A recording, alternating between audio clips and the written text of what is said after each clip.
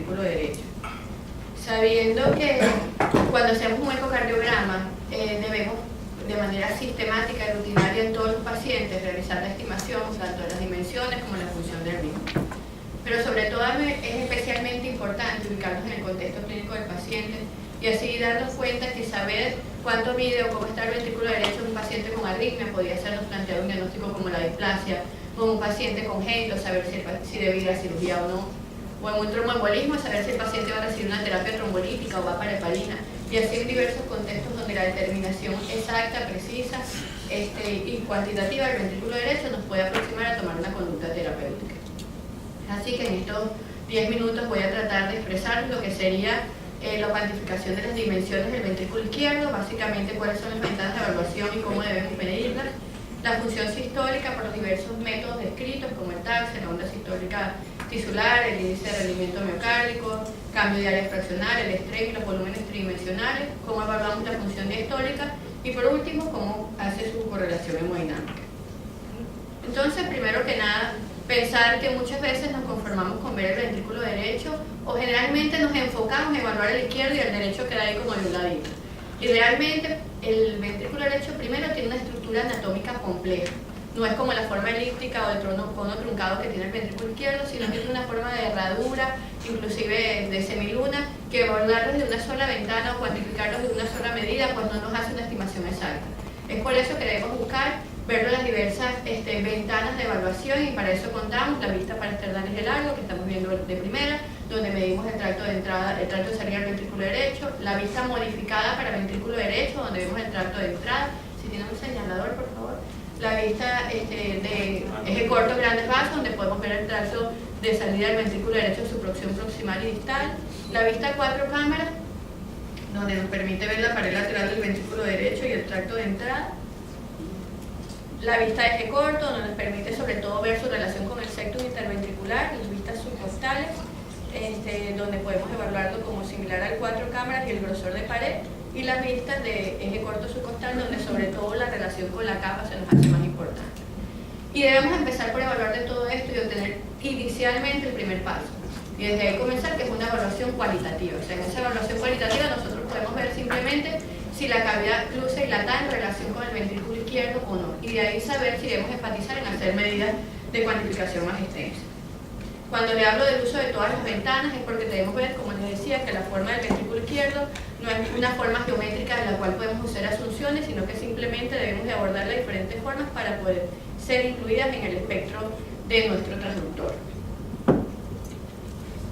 Vamos a basarnos en 2 guías publicadas recientemente, unas son más viejas, que son las guías de cuantificación de las cámaras derechas, son publicadas por la Sociedad Americana de Ecocardiografía y publicadas en español en la Sociedad Latinoamericana de Ecocardiografía. Y las guías de recomendación para cuantificación de las cámaras, que fueron publicadas en 2015 también por la Sociedad Americana de Ecocardiografía.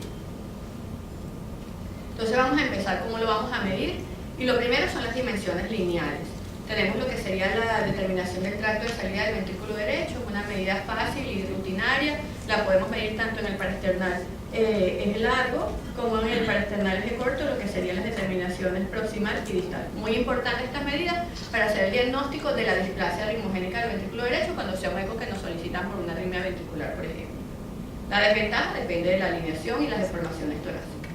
Esto es la otra determinación muy importante, cuando vamos a medir lo que sería el diámetro basal, medio y longitudinal del ventrículo izquierdo, y para eso quise hacer un llamado de atención porque la principal desventaja de esta cuantificación es la alineación que logremos para el transductor, y es por eso que si se va a hacer en un 4 cámaras, debería ser esta vista que es la recomendada, que se llama 4 cámaras enfocada a ventrículo derecho. Y nos damos cuenta que al ver lo que sería el centro de la proyección del transductor, debe quedar el ventrículo izquierdo en el centro y abrir el ventrículo derecho. Y no que quede el ventrículo derecho formando parte del centro o principalmente los dos. Porque así haríamos un corte que realmente no abarque la máxima dimensión del ventrículo izquierdo como deberíamos hacer. Derecho. Entonces, ¿cómo hacemos esta dimensión? Pues ya quizás es la más rutinaria de todas. Hacemos lo que sería basal, medio y longitudinal. Es un método fácil y sencillo y tiene abundantes datos en cuanto a sus valores normales, por lo cual nos permite una estimación. Entonces, en cuanto a las dimensiones lineales, ¿qué nos dicen las guías? Que en todos los pacientes deberíamos medir por lo menos el diámetro basal del ventrículo derecho. Y en aquellos pacientes que bien sea por el contexto clínico o porque ya hicimos la estimación cualitativa visual, nos da valor, nos simula que hay una patología del ventrículo derecho, debemos realizar todas las mediciones. En cuanto a los volúmenes 3D, es el único que nos ofrece una alternativa de evaluación de todo el ventrículo en una sola vista, y así podemos determinar, independientemente de la fórmula geométrica, cuál es el volumen ideal. Esa es la ventaja, y además tiene excelente correlación con el gold estándar, que es la resonancia magnética. Su principal desventaja es que no todos los centros se disponen de la tecnología y que es laborioso para su hora de realizar, y que hasta ahora pues no tiene tantas publicaciones que valen su uso. Sin embargo, es recomendado en pacientes que lo ameritan como para cirugía de cardiopatía congénita. En cuanto al grosor de pared, importante sobre todo en pacientes con patología pulmonar, y lo hacemos desde la vista subcostal, donde determinamos lo que sería el grosor de la pared del ventrículo izquierdo. Derecho. La desventaja es que para alinearse no siempre se logra la alineación perpendicular. Aquí están los valores normales. A diferencia del ventrículo izquierdo, el ventrículo derecho no tiene valores indexados, lo cual podría ser un problema a la hora de tener pacientes o muy obesos o muy altos o pacientes muy delgados. Y así nos damos cuenta que para el diámetro va a ser un rango normal menor de 41, para el medio menor de 35, para el longitudinal menor de 83, para el tracto de salida en paraesternales largo menor de 30, para el proximal menor de 35 y el distal menor de 27, y el grosor parietal menor de 5 milímetros. Luego ahora vamos a hablar de la función. Ya hablamos de todo lo que sería la determinación de las dimensiones, y en relación a la función tenemos el muy usado y bien ponderado TACSE, porque realmente, que sería la excursión del anillo tricuspidio, se ha correlacionado, a pesar de ser una medida longitudinal y de un solo punto y que solamente evaluar el movimiento de un segmento del ventrículo derecho, pues se ha correlacionado con métodos de determinación de fracción de eyección del ventrículo derecho por radioisótopos y ha sido un índice que ha aportado pronóstico y seguimiento en pacientes con patologías diversas. Entonces, es valor pronóstico, está validado con otras técnicas. La desventaja es que es ángulo dependiente y que es una medida longitudinal. Aquí claramente, inclusive sin medir, podemos ver que este es un paciente con una excursión normal y este es una paciente con una curva plana en el modo M del ventrículo derecho. Otros parámetros un poquito más laboriosos sería el índice de rendimiento miocárdico, que se puede hacer tanto con Doppler pulsado como con Doppler tisular, y nos establece una relación entre el tiempo eyectivo del ventrículo derecho y el tiempo de relajación. La ventaja es que se han hecho muchos estudios con relación al valor pronóstico, y su desventaja es que en pacientes con presión elevada, que es los que queremos precisar mejor la función, pues no es muy útil. En cálculo, el otro parámetro es el fracción de cambio de área, en el cual medimos el área en diástole y luego en sístole, y podemos obtener un valor que sería el porcentaje en que cambió. La ventaja de este método en relación con los anteriores es que no solo incluye el acortamiento longitudinal, sino longitudinal y radial, y tiene la buena correlación con la fracción de eyección 3D y tiene baja variabilidad interobservador. Otro muy fácil de hacer y que muchos lo usamos de forma rutinaria es solamente medir la onda sistólica tusular en la base, en la porción del anillo tricuspidio, y esto nos ofrece una excelente medida de la función sistólica y está validado, y además de eso tiene buena correlación con los parámetros también por radioisótopos igual que el TACSE. La desventaja es que es ángulo dependiente y en pacientes que tienen alteraciones regionales en ese segmento también se van a ver alterados.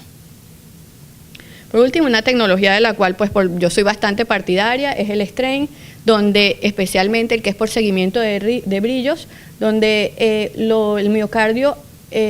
actúa como forma de una huella digital, como que si tuviera puntos que nos permiten hacerle un etiquetado y seguirlo cuadro a cuadro, y eso nos va a permitir evaluar la deformación de ese músculo del ventrículo derecho,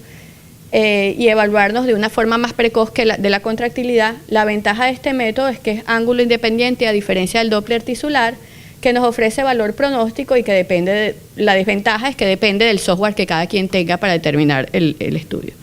Esta es la forma como se nos ofrecen los resultados, así es como lo hacemos. Marcamos los puntos basal, sectal y apical, y él nos ofrece valores de lo que sería la deformidad regional. Un valor normal es más negativo que menos 20%, y nosotros hacemos un promedio que sería el índice global longitudinal de lo que es la pared lateral del ventrículo derecho, y nos ofrece en relación a la contractilidad de ese ventrículo.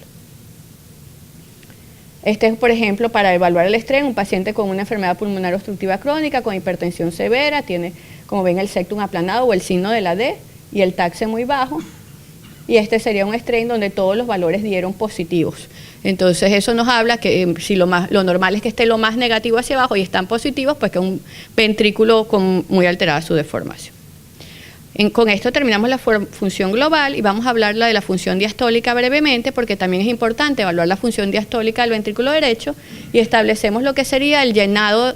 tricuspideo o el llenado del ventrículo derecho, la relación EA, y lo que sería la relación, el valor del Doppler tisular, la E', la relación E'. Entonces tendríamos que si la E es menor que la A, da menos de 0.8, por lo cual hay una alteración de la relajación. Si la E sobre A entre 0.8 y 2.1 y una E' mayor de 6, hablamos de un patrón pseudonormal, y si está mayor de 2.1 con un tiempo de desaceleración corto menor de 120 milisegundos, hablamos de un patrón restrictivo. No quería dejar pasar pues que también el ventrículo derecho tiene segmentación, y aparte de la segmentación puedes poder identificar si existe una alteración regional de la pared anterior, lateral o inferior del ventrículo derecho, y aquí está la irrigación propia de cada uno de estos segmentos que se corresponden, por supuesto, en la mayoría con la coronaria derecha, pero para tener la especificación. Entonces, en cuanto a los valores normales para esta función sistólica del ventrículo derecho, un taxi, esto es lo publicado en las últimas guías, menor de 17 milímetros, una onda sistólica tisular menor de 9.5, serían los valores anormales, el umbral de normalidad. Esta es una metodología que se llama onda Doppler color sistólica, el cambio de área menor de 35%, lo que sería el strain, como les dije, mayor de menos 20%, o sea que más negativo hacia menos 20%, una fracción de eyección tridimensional menor de 45%, la onda pulsada del Doppler por tisular 0.43 o el índice de rendimiento miocárdico por tisular mayor de 0.54. Entonces, ¿qué debemos hacer? El taxe en todos los pacientes, sean normales o anormales. Y si el paciente muestra una patología de ventrículo derecho, deberíamos medir todas las que nuestra tecnología permita. Por último, la evaluación hemodinámica, pues no solo es medir toda la función del ventrículo derecho, también la aurícula derecha y lo que sería la rehabilitación tricuspidia, tomando su valor de velocidad máxima, y el diámetro y colapso de vena cava inferior, que como sabemos es el que nos va a pautar de cuál es la severidad, la presión de la aurícula derecha y lo que debemos sumarle a esta rehabilitación tricuspidia para tener la estimación de la presión pulmonar. Y en base a esto existen flujogramas donde, por ejemplo, un paciente con insuficiencia cardíaca derecha, presión pulmonar sistólica elevada y lo que sería la resistencia vascular pulmonar, que la tenemos de una fórmula de rehabilitación tricuspidia y de la integral velocidad-tiempo del tracto de salida medido a nivel de la válvula pulmonar por esta ecuación, multiplicando por 10 y sumándole 0,16 nos da unidades endinas, y más de 240 podríamos decir que un paciente con presión sistólica arterial pulmonar elevada y resistencia aumentada pues puede verse una insuficiencia cardíaca crónica o enfermedad valvular mitral, y si está normal, una sobrecarga de volumen, y presión normal con resistencia alta como un estado bajo gasto cardíaco, y normal como alteraciones pulmonares intrínsecas. Entonces, para concluir, podemos decir que un eco rutinario, lo que yo diría que debe tener nuestro informe, es que debe tener primero la evaluación cualitativa que nosotros hacemos y vemos, bueno, si este ventrículo luce más grande que el izquierdo o el derecho, y ahí sí enfocarnos. Después, todos deben tener la medición del diámetro basal del ventrículo derecho, la que hacemos en 4 cámaras, y en cuanto a función, todos deben tener al menos el taxe. Es lo ideal de lo básico que recomiendan las guías. Para mí me gustaría que por lo menos tuviera 2 determinaciones de la función del ventrículo derecho. Y todas deben reportar presión sistólica de la arteria pulmonar, área y volumen de la aurícula derecha. Ahora, si el paciente, se adelantó el gracias primero que el último, si el paciente tiene una patología del ventrículo derecho, debería llevar evaluación cualitativa, dimensiones basal, medio longitudinal en 4 cámaras, la determinación del tracto de salida del ventrículo derecho, la función por principalmente estos que son los más fáciles de determinar, taxe, cambio de área y onda sistólica tisular, inclusive la función diastólica del ventrículo derecho, lo que sería la determinación hemodinámica, presión pulmonar y volumen de aurícula derecha, y según el caso y la disponibilidad de su tecnología, strain y volumen 3D si es un paciente con patología. Ahora sí, muchas gracias.